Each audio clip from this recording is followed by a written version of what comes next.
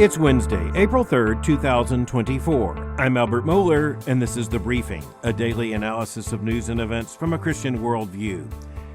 Well, let's just give ourselves a heads up about the coming election cycle, because one of the things we will have to keep in mind is that stories tend to develop very quickly.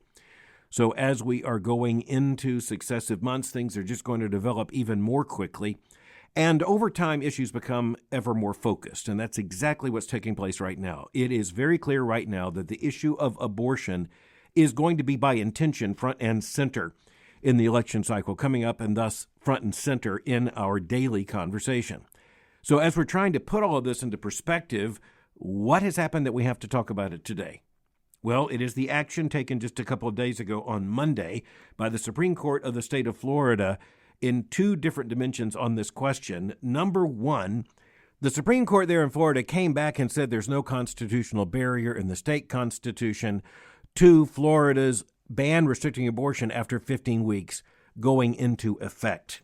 Basically, the Supreme Court said there is no right to privacy, as the Supreme Court had claimed in the 1973 Roe v. Wade decision that pertains here. And so the Supreme Court allowed that ban after 15 weeks to go immediately back into effect. But here's the bigger story. The legislature has already passed legislation that is now triggered so that 30 days from now, that limit is going to be 6 weeks, not 15 weeks. The Supreme Court has already made very clear it's not going to stand in the way, so that 6-week provision will be the law in Florida within 30 days. Huge story, huge win for the sanctity of human life. Huge win, by the way, for constitutional reasoning, because it's really clear that the majority in the Florida Supreme Court is absolutely right. There is no way to read a so-called right to abortion in Florida's Constitution any more than you could read it into the U.S. Constitution. So just on that score alone, if that were all we had, Florida would have made big news. Its Supreme Court would have made big news on the abortion front. And yet there's more to it, and there's actually a lot more to it, because the Supreme Court also acted in a second case, allowing a much more liberal proposal on abortion to go to voters on the ballot in November. This ballot measure is going to be similar to that which has been undertaken in other states, and it could move Florida almost immediately if it's adopted by at least a plurality of 60%.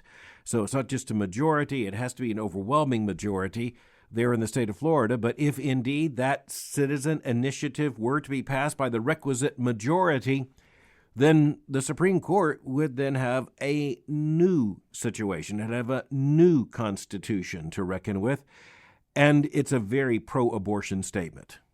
The text of the proposed pro-abortion amendment to the state's constitution says that abortion is to be available up until the moment of viability. That's generally right now, arguably somewhere around half the way through the pregnancy. In other words, an extremely more liberal position, a much more deadly position for the unborn than what Florida has now, much less what will be in place 30 days from Monday when that 6-week ban goes into effect. Now, there's a lot going on here. At the most important level, that is the level of the sanctity of human life, you can score this a big win and a potential big loss. And frankly, the loss could nullify all of the win, and it could do so in short order. There's a political calculation here, and that calculation is on the part of the Democrats that this is a winning issue for them, and thus blatantly the supporters of this proposed constitutional amendment, and remember, it's now going to be on the ballot in November.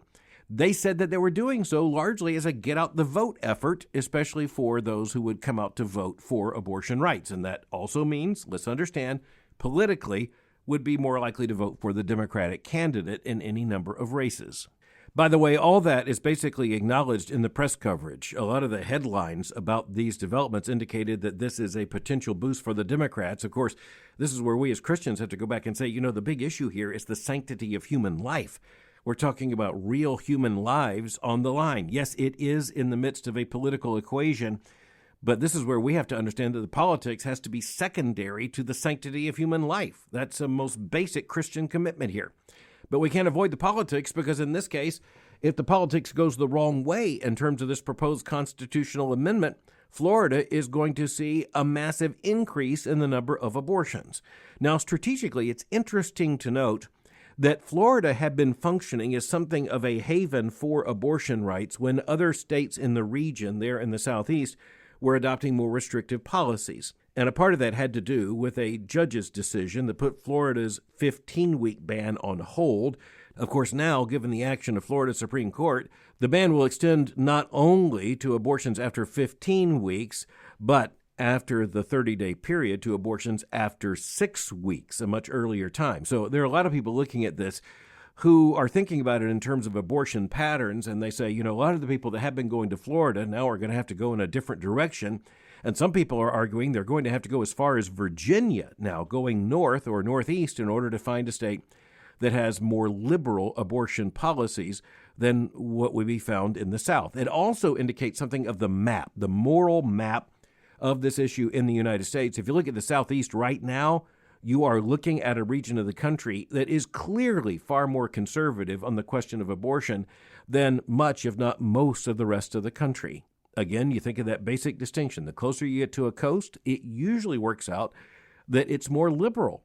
But in the state of Florida right now, which after all is pretty much defined by a very long coastline, the reality is the moral issue has trumped the cultural pattern. This also comes as a reminder that regardless of where you live, to some extent, to some degree or another, abortion is going to be on the ballot. It might be on the ballot in terms of a local question. It might be on the ballot varying on where you live in terms of the statewide election. As you think about the role of the governor, if the governor's race is on the ballot, or you look at your state's legislature and its future, which is certainly on the ballot to some degree, regardless of where you live and what state you claim. But it's also true that in this election cycle, the entire Congress is going to have to be reelected in terms of the House of Representatives and a third of the United States Senate. And of course, it's a presidential election year, so it's on the line. No one is able to escape the importance and urgency of the question of abortion as a worldview and moral question. No one's able to avoid this, regardless of where you live, as we think about the November election. So get ready for it. But there's another angle on this. Patricia Mazzei, writing at the New York Times yesterday, makes this point, and that is this. The Democrats see that Florida might all of a sudden be in play. Might be in play in the presidential election and in statewide races. There might be an opportunity here for a Democratic senatorial candidate running against incumbent Republican Senator Rick Scott, who is up for re-election. It might be that there would be even a question of the Biden campaign making a gain in Florida, a very significant gain in Florida. Biden clearly intends to play that game, and we need to recognize it is entirely, I say that again, it is entirely driven by what the Democrats want to seize upon as momentum they see attached to the question of abortion. But just to understand what's going on here and how important this is and how it became nationalized immediately, recognize that the Biden campaign produced a brand new ad directed right at Florida in light of this development, and the president himself is the only person who appears in the ad. He looks at the camera and makes a criticism of President Trump on abortion, wanting a far more restrictive policy than Biden wants, and then he said this, quote, "I'm running to make Roe v. Wade the law of the land again, so women have a federal guarantee to the right to choose. Donald Trump doesn't trust women," said the president. "I do. I'm Joe Biden, and I approve this message," end quote. So it was hastily put together. It's very brief, but it puts the president very much, as if we didn't know this already, on the pro-abortion side.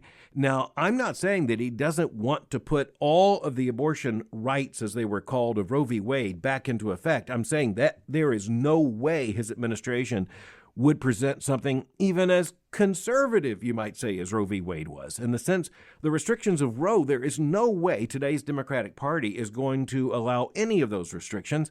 And that's made clear by many major Democrats who will come behind the president and clean it up, in effect, to say there's virtually no restriction on abortion that they will accept, or at least that they'll put their reputation on at this point.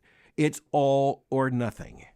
But we've talked about what this means for the President of the United States, who often presents himself as a Catholic, and that's why it was very important that the Cardinal Archbishop of the Roman Catholic Church there in Washington was so clear about naming the game that the president is playing on the question of abortion. He's picking and choosing, said the Cardinal Archbishop, and in this case, what the president is choosing is abortion, and what he is denying is the right to life.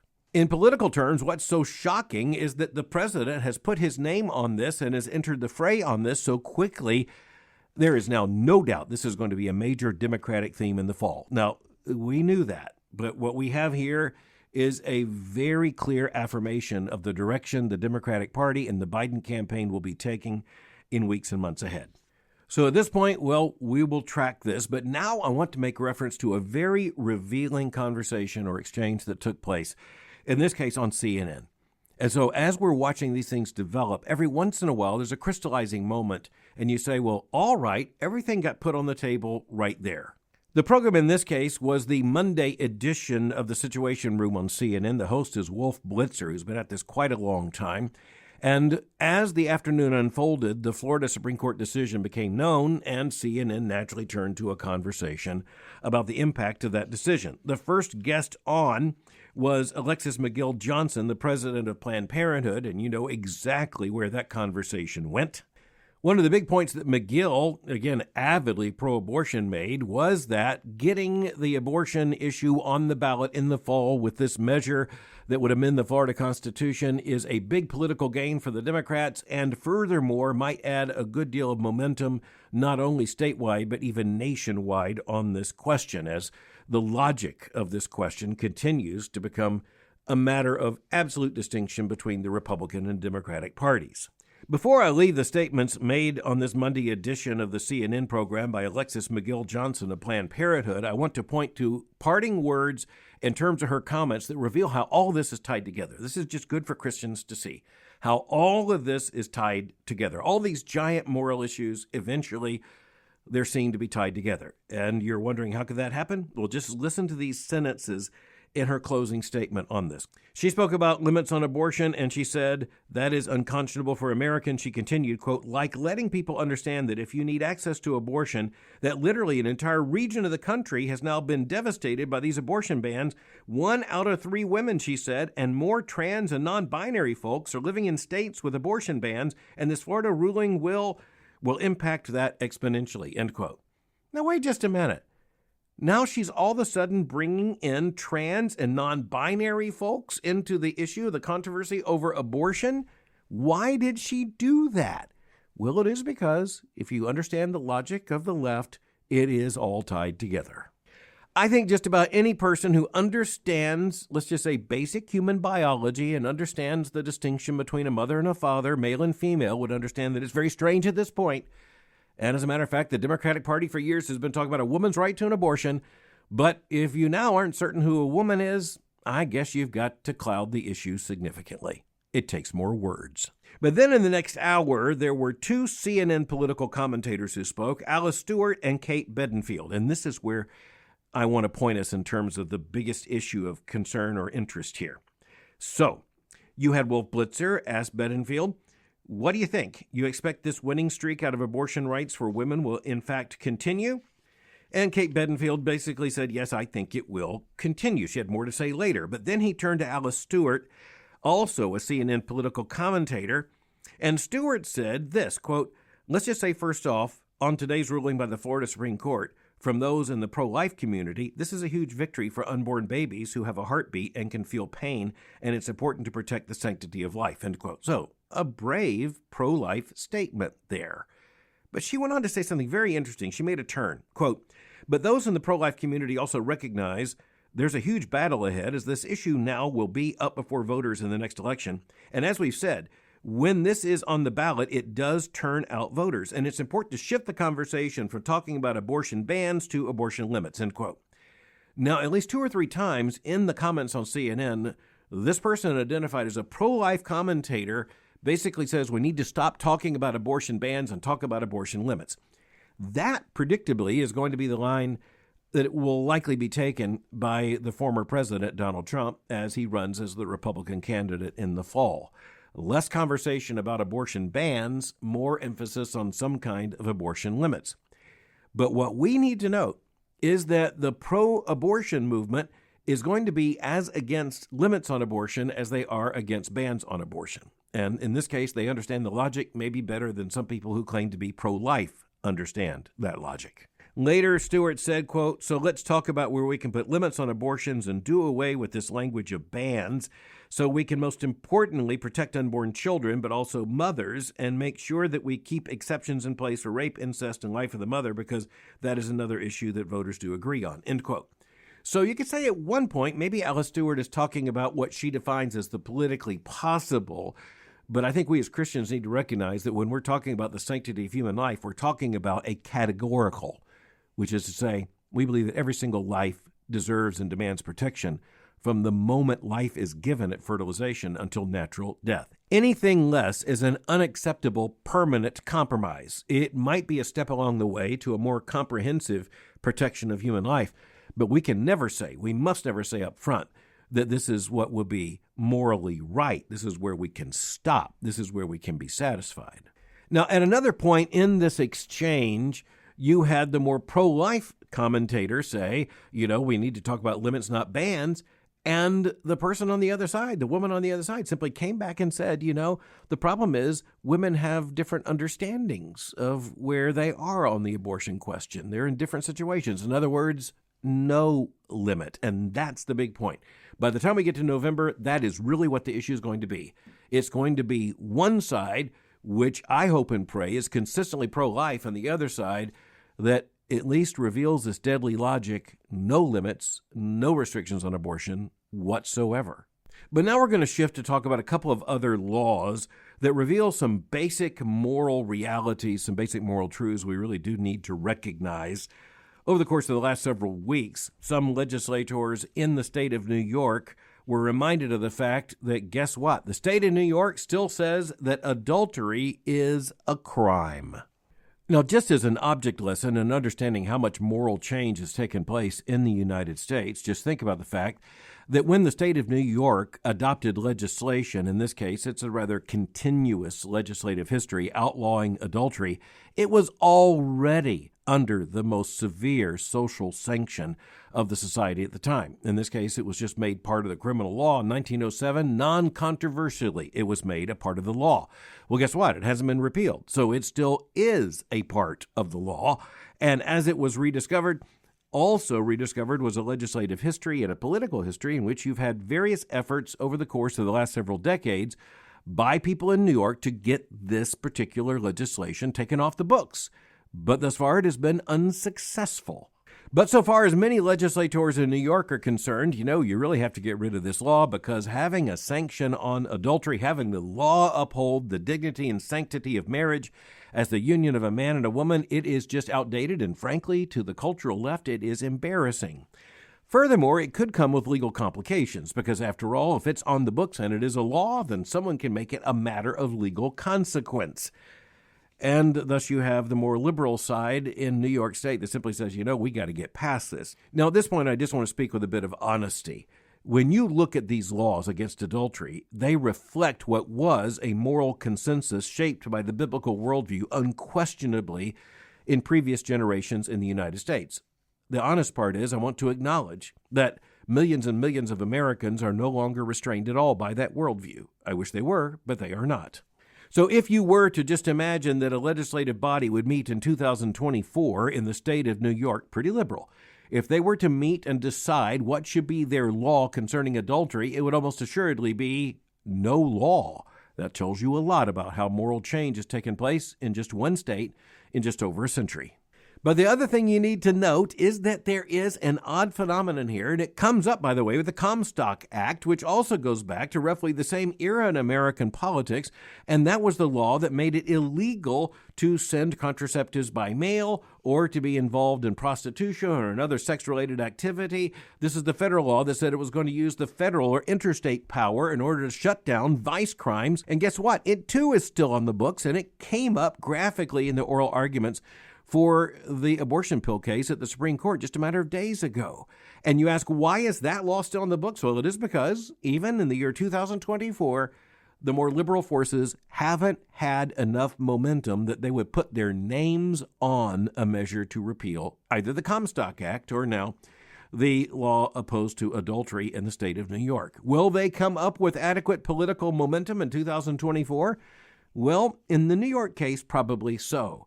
But something for us to note is that when it comes to the Comstock Act, when it comes to the federal government, all of a sudden you have pro-abortionists and others on the left who are crying out, while we have a Democratic majority in the Senate and while we have a Democratic president in the White House, maybe we better push really hard to reverse or to repeal the Comstock Act. But you know what? That's going to be more easily said than done. Why?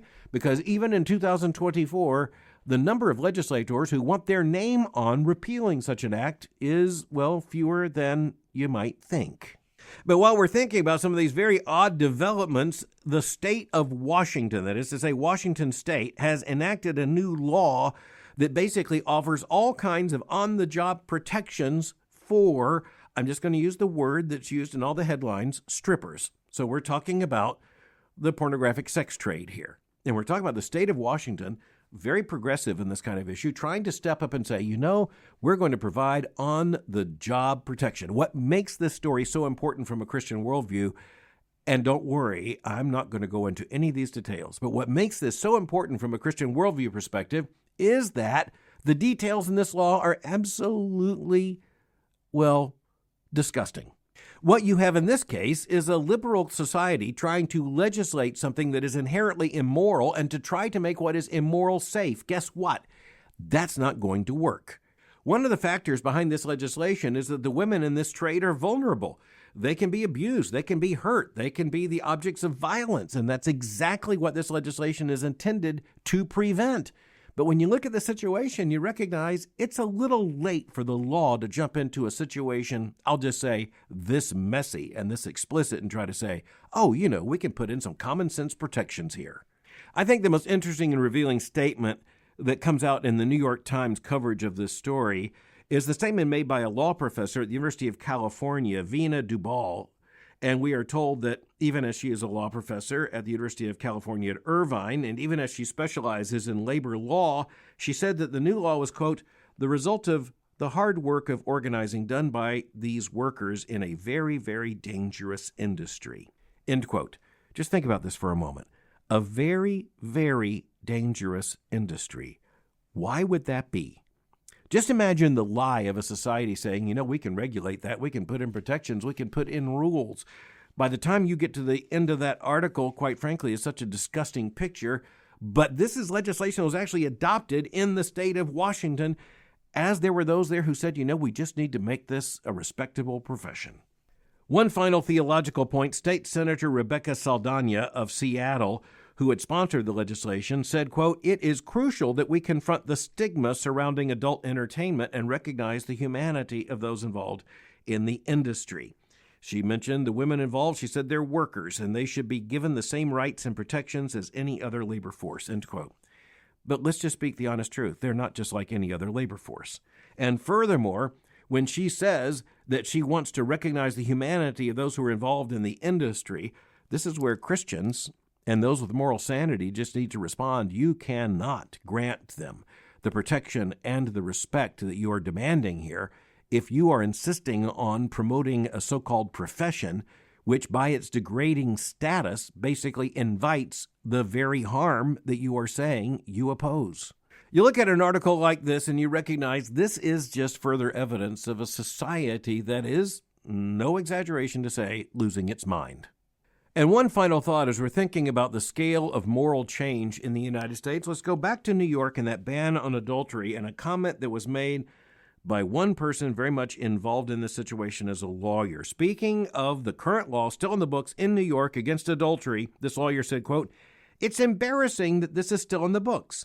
He went on to say, even in law school, everyone burst out laughing every time it came up, end quote.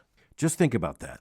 Here's a lawyer saying, look, we just need to get rid of this thing because, quite frankly, a law against adultery, it's just embarrassing.